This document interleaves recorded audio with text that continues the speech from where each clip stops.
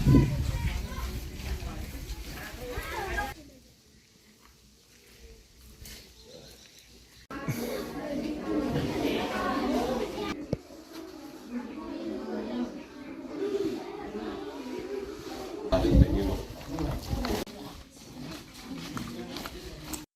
এই মুহূৰ্তত মই উপস্থিত আছো কুসুমবিল বাংটিজৰা এম ই স্কুল। আজি আমি দেখাম বিশেষ এখন বিদ্যালয়, যি বিদ্যালয়খনত 107 গৰাকীকৈ ছাত্ৰ ছাত্ৰী আছে আৰু এটা এম ই স্কুলত দুটাকৈ মাধ্যম, এটা বড়ো মাধ্যম আৰু এটা অসমীয়া মাধ্যম, দুটাকৈ মাধ্যমৰ যি ছাত্ৰ ছাত্ৰীৰ সংখ্যা 107 গৰাকী, কিন্তু শিক্ষক আছে বড়ো মাধ্যমত আছে 3 গৰাকী আৰু অসমীয়া মাধ্যমত আছে এজন শিক্ষক।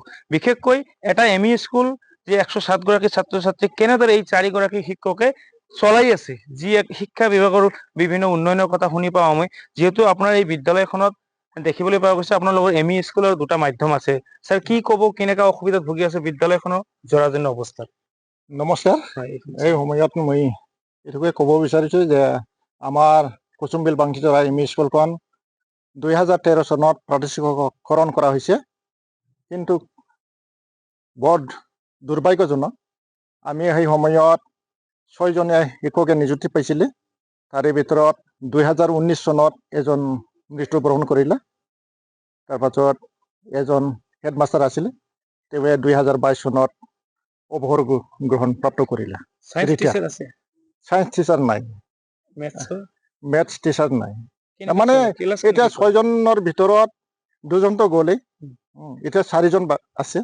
4জন শিক্ষকে, 3জন শিক্ষক বড়ো মিডিয়ামত আৰু এজন শিক্ষক অসমীয়া মিডিয়াম।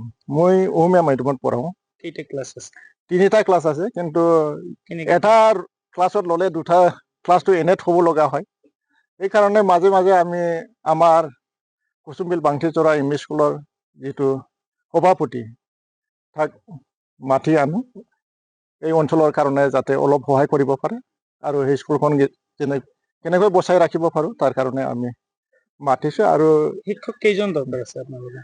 শিক্ষকটো কমেও আমাক 6টা বিষয়ত 6জনকৈ লাগিব, তেতিয়াই আমি ভালকৈ শিক্ষা দিব পাৰিম। আপোনাৰ পৰিপূৰ্ণ শিক্ষক হ'বলৈ কেইজন লাগিব আপোনাৰ বোৰ্ড মিডিয়াম হিচাপে? বোৰ্ড মিডিয়াম হিচাপত আমি 6জন 12জন শিক্ষক লাগিব। এই স্কুলত বহুতবাৰ গণ উৎসৱ হৈ থাকিল আৰু ইয়াতে আমি স্কুলৰ দুৰৱস্থা আৰু শিক্ষকৰ নাটনি সেইটো জনাই আছো, কিন্তু একো কাৰ্যকৰী নহ'ল।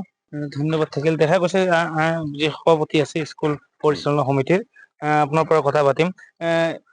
আপোনাৰ আন্তঃগাঁথনি নাই শিক্ষকৰো ব্যৱস্থা নাই।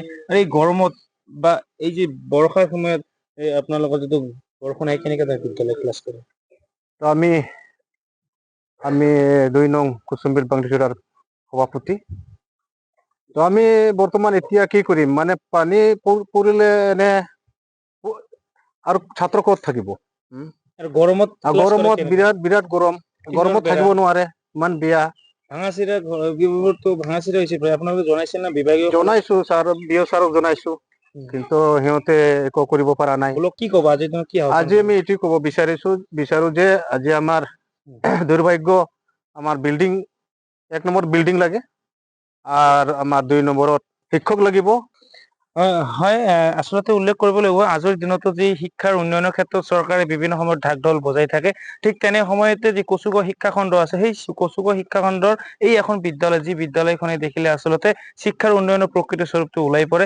বিশেষকৈ ক'ব লাগিব যে এম ই স্কুলৰ যি বোৰ্ড মিডিয়ামত বড়ো আৰু অসমীয়া মাধ্যমত 12 গৰাকী শিক্ষকৰ দৰকাৰ আছে। তেনে সময়ত দেখিবলৈ পোৱা গৈছে বড়ো মাধ্যমত 3 গৰাকী শিক্ষক আৰু অসমীয়া মাধ্যমৰ এজন হিন্দী শিক্ষকে চলাই আছে যে 3টাকৈ শ্ৰেণী কাৰ্যৰ, যে 6-7টাকৈ ছাবজেক্ট সকলোবোৰ পঢ়াই আছে। বিশেষকৈ ক'ব লাগিব যে আজিৰ যি আধুনিকীকৰণৰ দিনতো কিন্তু দেখিবলৈ পোৱা গৈছে এই যি স্কুলখনৰ বেৰবিলাক আছে, সকলোবোৰ টিনৰ, যি পুৰণা টিনৰ বেৰ, বিশেষকৈ এতিয়াও ভাঙা চিৰা হৈ আছে। আৰু গৰমত অতিৰিক্ত গৰম, কাৰণ ওপৰতো টিন, চাৰিওফালে টিনৰে ব্যৱস্থা কৰিছে, একো ফেনৰ ব্যৱস্থা নাই, একো ধৰণৰ বহাৰ কাৰণে ডেস্ক বেঞ্চৰ সুবিধা নাই।